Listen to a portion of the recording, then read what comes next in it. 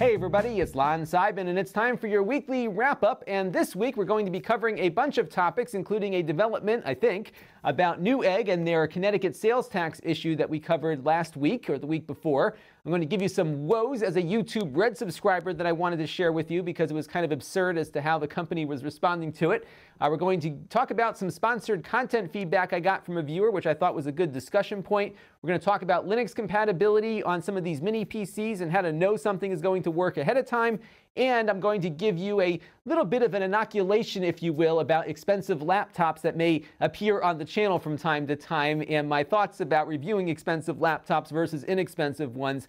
This is an annual reminder that I like to do, and you'll be hearing that again a little bit later in the wrap-up. But first, I want to thank our newest supporters here on the channel, Charles Doty and UAN. I want to thank them both for their contribution to what we do here and to everyone who's been contributing on an ongoing basis, as well as all of you who watch on a regular basis too. I greatly appreciate everybody doing whatever they can to help the channel grow. Now we've got a non-ad this week, and once again I'm going to point you at GearBest because they've got their 4th anniversary sale going on right now. You can go to Lon.TV/GearBest sale, which is an affiliate link, and you can find some good deals on some of the stuff that they sell there. A lot of this stuff you can't get here in the US, at least through major retailers, so you might be able to find some cool stuff that comes from overseas from GearBest that you can get at a good price this week, so definitely check out their sale. One word of warning though is that they've got a lot of cool smartphones there, but most of them don't work in the United States, so just be careful about the smartphones, but I think some of the laptops and other stuff might be at a good price this week. I didn't get much up on the extras channel this week, but I did do that unboxing of the 8BitDo arcade stick, which I also reviewed on the main channel. We also took a look at some inexpensive Android TV boxes that are running with the Android TV interface. So if you're looking for like a Mi Box alternative, these two might be worth considering because they have an Ethernet jack built into it, but they're not perfect, but they might serve a need for an extra TV or something around the house. So you can see that review linked in the master playlist down below. And we did a sponsored post this week for Plex on organizing your content, which I think might be useful if you're trying to get a handle on your media library as it continues to grow. I gave you some tips as to how to better organize things in that video. And now it's time for a couple of things that are on my mind, and this is week number 55 of me doing this as a full-time occupation, and it was another good week this week. One of the things that ebbs and flows here are new products coming out to review, so we're starting to see more of the PCs making their appearances, including this new NUC I'm going to talk about in a little bit. So we're going to start getting more stuff in, new stuff to check out, so more will be coming, so don't worry in case the last couple of weeks have been a little light on new things. I also wanted to remind you about the Facebook group because I have seen more engagement on this Facebook group in its first 2 weeks of existence than I have on my Facebook page, my Reddit thing, as well as the forums that I set up a while ago. This has been a great opportunity, I think, for viewers to connect with each other. I'm seeing a lot of conversations between all of you, which is awesome, and we're also getting a lot of just overall interaction here that I haven't seen in any other platform that I've put together before. So if you haven't yet joined, please do. Now, when you do sign up, it's going to ask you 2 simple questions. I do this just to prevent spammers from coming in, and if you don't answer the questions, you won't get in. So definitely answer the questions. They're very easy. You don't have to give me a long answer. Just I want to know that you're a real fan of the channel before you are allowed into the rest of the group. So if you haven't filled out those questions, please do. And you can, again, check out the Facebook group at Lon.TV/Facebook group. Now I wanted to talk a little bit about YouTube Red, and here is my quandary, if you will, my conundrum. I watch YouTube at night sometimes on my television with my NVIDIA Shield. If I'm upstairs on my fancy new LG television, I use its YouTube app to watch YouTube, and YouTube Red does not work. I'm paying for it, but it does not work on those devices. And the reason it doesn't work is that I use a brand account to browse YouTube. And I might be an edge case here because I am a creator that sometimes lets other people into my channel to manage some things or change some things around or whatever. So I had to set up this profile, Lon.TV, as a brand account. And apparently that is being interpreted differently by my TV boxes as well as my television sets. And I've been going back and forth with YouTube for months trying to get this situation resolved. You can see that I initially reached out to them back in December. We're now at the end of March, essentially, and it's still not fixed. And I've had 25 back and forths with them already. They asked me to do all this crazy stuff, including, filling out the thing on the app itself to point them in that direction. And what's crazy is that there's such a disconnect between the domestic support people and the overseas support that facilitates these email questions as they come in. I've been tossed around a million different times, but this was the kicker here. In order to serve you better, our specialists would like to know if you've signed directly into your smart TV instead of an NVIDIA box, as NVIDIA boxes aren't supported for paid content such as YouTube Red. This is insane because a couple of weeks ago, they were actually giving away YouTube Red subscriptions when you bought yourself an NVIDIA Shield TV. So clearly these tech support people are not up on what their company is actually using and supporting. So then I went on Twitter to Team YouTube and I said, hey guys, this person's telling me that the NVIDIA Shield is not compatible. And then of course I got the usual runaround from them about, log out and log back in, which is not going to fix anything. And they said, no, it's definitely supported. The NVIDIA Shield is officially supported. And then guess what? The next day, the customer service emailed me again to say that the NVIDIA box is not supported. And it's just this crazy back and forth that's been going on for months. And it's just one of those things that as a customer, it's just horrible that I can't get an answer to the question. And the worst part is that all of this started when YouTube decided to change the app that Android TV uses to access YouTube. So a few months ago, they had this great native Android app that ran on the Android TV platform, and then they switched to this new app that uses a web wrapper, which I guess is similar to what these smart TVs are running with, and that broke everything. In fact, for a while, I couldn't even log into my account at all. I can do that now, but the YouTube Red portion isn't working. And I just think it's terrible that, as a customer, I'm paying for this, and not only did they make my app worse when they did that update, I can't really get in and do anything with my YouTube Red account, which is what I want to do when I'm sitting at my television. Now, I could, of course, log into my personal account, but the problem there is that I've got all this history built up on this account that I'm watching on, the same one that I send and upload videos to. So I interact with other creators with this account, and it's also got a very good idea as to the kind of content that I like. So I'm actually getting some good recommendations on my home screen when I log in, and I really don't want to create two different experiences for my YouTube viewing. So hopefully they get around to fixing this, but it's just one of those things where it doesn't make me feel good recommending YouTube Red when it may not work for everybody when they connect, and to see this complete disconnect in communication between two departments essentially within the company, it just does not give me a lot of confidence in this platform. But anyway, rant over. I just wanted to get that out of the way. And now it's time for some things in the news that caught my eye this week, and I wanted to talk about a little update here on the Newegg sales tax controversy. Now, in case you missed this entire thing, I've got two videos which you'll find in the master playlist to get you up to speed. But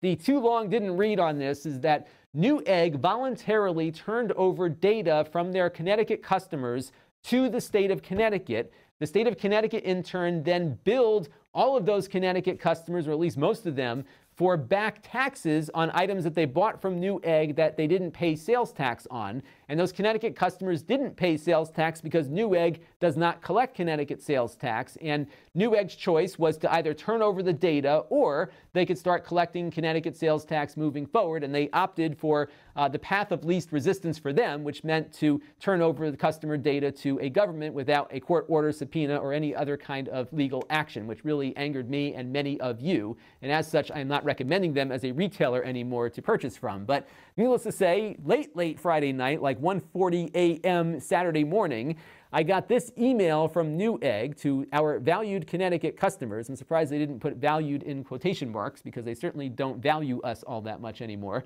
But they brought up this opening paragraph here about House Bill 7312 and how when it was enacted, they determined the most efficient path to compliance was to provide aggregate past sales data to the Connecticut Department of Revenue Services. This is total BS because the only thing that law introduced, and I'll show you in a minute, was new fines potentially that Newegg would be liable for. Nothing else in the law changed beyond the fact that they might have to pay a penalty, and that is why they did it. And I'll show you what I mean by that in a second. But they say that they now realize it wasn't the best way to do right by their customers. I don't see how they could even think any of this would have been right by their customers in the first place. They mentioned that they can't undo their actions, but they've been working, quote unquote, behind the scenes to find a better solution that fulfills Connecticut sales tax obligations and protects the interests of their customers. They're announcing that they believe Connecticut, as of March 19th, 2018, will no longer pursue collection of sales taxes from Newegg customers related to purchases during this period that Connecticut looked back.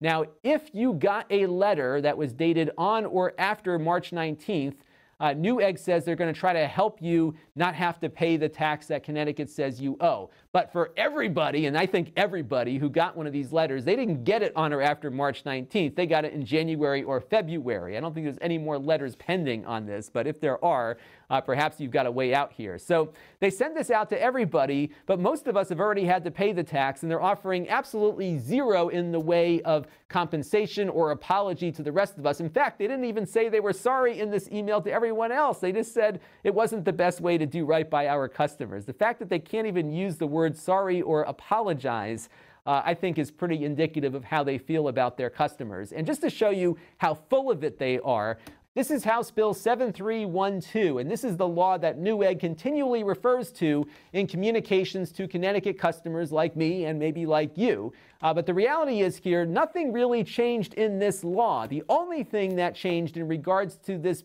issue, out of all the text that you see flying by right now, is this section, Section 46, which says that if the Department of Revenue Services requests sales information from a company, if that company doesn't turn over the data, they could be assessed a fine of up to $500 per day for non-compliance. That's it. So really the change in the law was Newegg would have to pay money to protect its customers versus just ignoring whatever requests were made in the past. And that is really the crux of the issue here, that Newegg chose, rather than fighting on behalf of their customers, rather than collecting Connecticut sales tax, to just turn over the data. And that's exactly what they did. So when they tell you that the law changed in some dramatic way, they are full of it. The only thing that changed was that they were going to be potentially on the hook monetarily for continuing their refusal to collect Connecticut sales taxes like many of their competitors now do. And again, I just feel like they are completely misleading customers in this regard. The law did not change all that significantly. It just changed in the sense that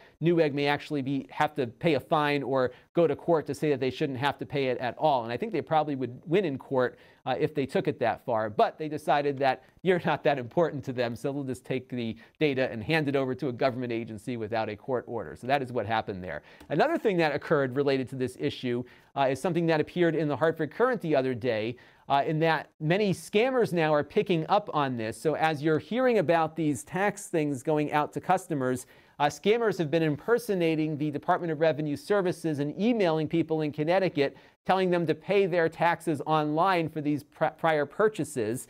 And it appears as though not everyone who bought from Newegg is getting an official letter from the state, because if it was under a certain amount, they're not going to go after it. So these scammers are coming in, just coming up with crazy arbitrary numbers and scaring people, and probably getting a lot of money from people in the process. So the only letter that's official is one that's going to come in the mail, and you have to pay that with a check that you mail back to the Department of Revenue Services in Hartford. And if you're not sure about it, call the Department of Revenue Services to make sure that you did indeed get a letter sent to you, because it looks like there's some people trying to take advantage of this situation right now. And again, all of this could have been avoided if Newegg just started collecting sales taxes like many of their competitors do or will be doing very soon. Now, I've reached out to both Newegg and the Department of Revenue Services to see what has changed, and nobody has gotten back to me just yet, but if I hear anything different, I will post an update either in the comment section or in a separate video. But this email really says nothing to those of us who've already gotten the letter and have already paid the tax. And I don't even know what the purpose of it was, because they clearly didn't make things right for a majority of their customers that were impacted by this issue. And now it's time for a Q&A from you, the viewers. And this question from PJ Warren is a good one, because he's wondering, look, if I really don't like doing sponsored posts, but they're adding value to the viewers and I'm properly disclosing them, what's the big deal? And I think this is kind of the conundrum that I'm in right now, because I am really struggling to grow the business while still valuing your time. And a great example of a channel not valuing your time was that whole vacuum cleaner debacle that we talked about a week or two ago, where that Dyson vacuum cleaner agency sponsored every tech channel out there, and everybody did the same video pitching a vacuum cleaner to folks, and some actually called it a review. And I don't want to become that. I don't think that is really respectful of your time, nor I think is it good for this brand to go out and start doing these generalized sales pitches. And I'm always struggling whenever we get an offer for a sponsorship here on the channel to find that perfect balance between giving the brand something that they find valuable while still valuing your time. And that has really been what the struggle has been for me. And this is partly why I keep talking about this here, because I need to get that feedback loop going. What I think works really well are the Plex sponsorships for a number of reasons. One, it's a product that I use all the time. I was using it before they sponsored the channel. Another thing is that they don't really care what I do, provided I just do something about Plex. They don't even look at the video before it goes up. And I think people are getting value out of that. I think some of the other videos that we've done, like the recent ones for Kensington, there's a value add in those, because even though we're talking about a Kensington dock in the video, it's going to apply to other docks out there also, because it is giving a briefing on the entire technology beyond that individual product. In fact, I got an email the other day from somebody who was having a problem charging his laptop with his dock, a different dock, but the video answered his question about the reason why his laptop wasn't charging. And that is exactly what I am shooting for with it. And it is a struggle because everything's a balance. And again, I definitely don't want to waste your time, and I don't want to hurt this brand in the process, but the business has to grow. And that's one of the things that I've been struggling with here. But I think it's been working for what I have done. But again, I really always want to keep this discussion going, because if I start veering off in a direction that I don't see myself veering off to, hearing from you all is important to make sure that we don't go too far down that road. So keep me in the loop on this stuff, but I just thought his question here was a good one, because yeah, this is exactly what I would be comfortable with doing, just things that add value that don't detract from the brand, my brand, or the advertiser's brand. But again, benign is where I want to keep things. So let me know what you think down in the question or the comment section below. Dave for Schnups writes in again. He's a frequent commenter about my recent Minix PC review. And this PC was running with an Apollo Lake chipset, which we found to be very compatible with Ubuntu Linux on a number of other reviews that we did. But for whatever reason, that one wouldn't boot up Linux. And he's wondering, is there a way to know up front whether or not the computer is going to be successful with alternative operating systems? And the short answer is not always. The best solution, of course, would be for the manufacturer to say, yes, we are completely compatible with Ubuntu, and if you have a problem, call us and we'll fix it. That is a very rare occurrence, because most of these mini PCs are geared towards consumers running Windows, and they don't spend a lot of time on the Linux side of things. So I would say the best thing you can do is to research a little bit ahead of time. You probably won't get a lot of information in the first couple of weeks one of these computers is out and available, but after a couple of weeks, usually somebody somewhere has had success or not with that computer, and you might have a better idea as to whether or not you'll have the ability to run that alternative operating system, and maybe get some help from other owners of the product who were able to get it working on their end. So that's my tip for that. Unfortunately, there is no tried and true way to know. Now, this next question came in from Sean Anthony, and I actually answered this last week, but I didn't get it over to the editing bay and didn't realize it wasn't in the wrap-up until it went up. So I'm doing it again, but this is actually a relevant time to answer the question, because I'm going to be reviewing another sort of high-end laptop from Lenovo this week, the X1 Carbon, and I wanted to get this out ahead of that. And Sean raises a point that I think is a valid one, which is that you can get very nicely performing laptops for less money than an expensive Apple or Lenovo X1 or Dell XPS 15 that might be out there. And the reason is that for the most part, those expensive laptops are built with different materials. They often have carbon fiber or some kind of crazy magnesium formulation or whatever that gives them a different look and feel. They're often built a little bit better than cheaper laptops are. But if you really only care about performance, then yeah, you could spend $500 or $600 and get pretty much the same chipset in a less attractive package that maybe doesn't get the same battery life, but will give you the same performance. And the big difference with these more expensive laptops is that they're made with better materials for all of the accoutrements, the casing, the screen, the keyboards. You know, there's something to be said about that kind of stuff for people that are in the market for fancier items. But again, if performance is your only issue, then I think you could definitely do well spending $500 or $600 and get the same performance, or sometimes better, than you might out of a $2,400 monster from one of the major brands. But again, it's all about what you need. And that's my annual reminder, which I'll be pointing people to when they complain about the X1 review when it goes up later this week. Again, I really do like to focus on the inexpensive items here on the channel. That is the primary focus here. But when Lenovo or another major brand wants to let me borrow one of their nice laptops to try out, I'm always happy to do it, because it is good to see that this expensive stuff can work as well as the inexpensive stuff. And I know viewers get a lot out of both. But again, the focus here will always remain the cheap stuff, but we always look for opportunities to review other things too. Our channel of the week this week is one that I thought I had put up in this spot here years ago, but I have not. And that is the CU podcast with Pat Contry and Ian Ferguson. And I love these guys because they talk about stuff that I like, which are retro video games, some of the newer Nintendo Switch stuff and whatever. And it's just a fun conversation with these two guys. Pat, of course, is Pat the NES punk. Ian is a manager at a retro game store, so it's always fun to hear his perspective on the retro gaming market. It's a hobby of mine, so I like to follow along with that. And they got a nice podcast here. It's fun to listen to, and I look forward to it every 2 weeks. You can check it out at the link down below. So this week on the channel, we've got a couple of things coming up. We are, right at this moment, struggling with this brand new Intel NUC. I just gave the box over to Corey in the back.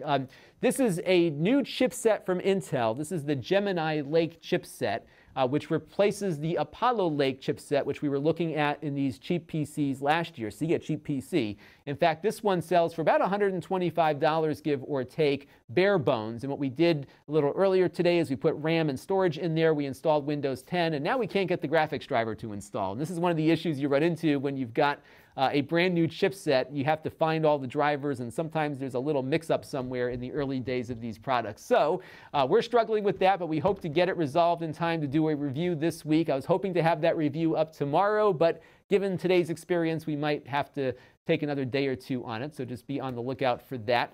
We're also going to review that X1 Carbon from Lenovo. What a nice computer. It is I think a 14-inch laptop, very, very lightweight. We'll be talking about that one as we get into the week here, so be on the lookout for that. And a bunch of other stuff will be coming in, I am sure, as well. And you never know what might cross the UPS truck this week, so I will keep you posted on that, and we'll always have a lot of neat stuff for you to take a look at. My Q&A for you this week is just to keep sending me ideas for inexpensive computers. I am sure there's got to be some $500 gaming laptop with a GPU that I haven't seen yet, so do let me know down in the comments below. We'll try to get one in and review it. Again, please keep me up to date on that cheap stuff, because I often rely on viewers to tell me what's out there, so I greatly appreciate that. Now, if you want to help the channel, you can. You can go to Lon.TV/support and make a monthly or one-time contribution to the channel, like some of those viewers did at the outset.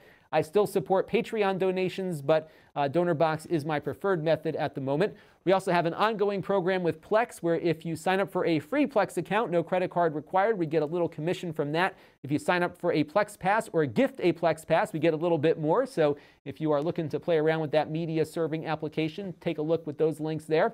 We have other channels to check out. The Extras channel, where I unbox stuff and do supplemental content. We have the podcast at Lon.TV/podcast. Our Snippets channel is at Lon.TV/snippets, which are search-friendly nuggets of what we do here on the Wrap-Up and a few other reviews that I do. So you can check that out for more condensed content. And we have the live streams set up at Lon.TV/livestreams. I do ask that you click on the little bell icon there to get notified whenever I go live or do anything. And we also, of course, have an email list that you can subscribe to at Lon.TV/email, which I will send out important notices only on. We have the Facebook page at Lon.TV/Facebook, but I am all about the Facebook group right now at Lon.TV/Facebook group. And then, of course, we have the store, where I sell things that I purchased to review here on the channel, and you can often get a fairly new item for a pretty good deal. And if you want to be notified anytime I put something on that, store there. You can go to Lon.TV/store alert, where more than 200 of you have signed up as well. So it's good to see there's a lot of interest in getting rid of this stuff that comes through here. So I will try to get more stuff out throughout the week for you to peruse and possibly purchase. We've got a Nintendo Super Game Boy up there right now, the Japanese version. So if you're looking for some rare item like that, check it out over there. Maybe it's not so rare, but it's rare to me. So in any event, that's going to do it for this week's weekly wrap-up. I've been talking way too long today because I was doing another video before this. So that's going to do it for now. Please let your comments and thoughts be known down below in the comment stream, and I greatly appreciate all of you for everything that you do here to help grow the channel, and just keep that communication coming. This is Lon.TV. Thanks for watching. This channel is brought to you by the Lon.TV supporters, including gold-level supporters of the Black Eyed and Blues Music Hour podcast, Chris Allegretta, and Kalyan Kumar. If you want to help the channel, you can by contributing as little as $1 a month.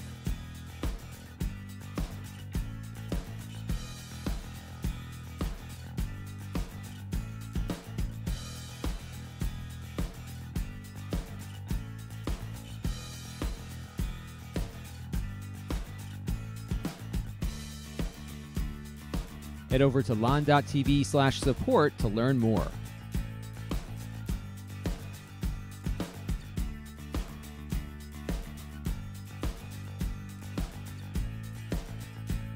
And don't forget to subscribe. Visit Lon.TV/s.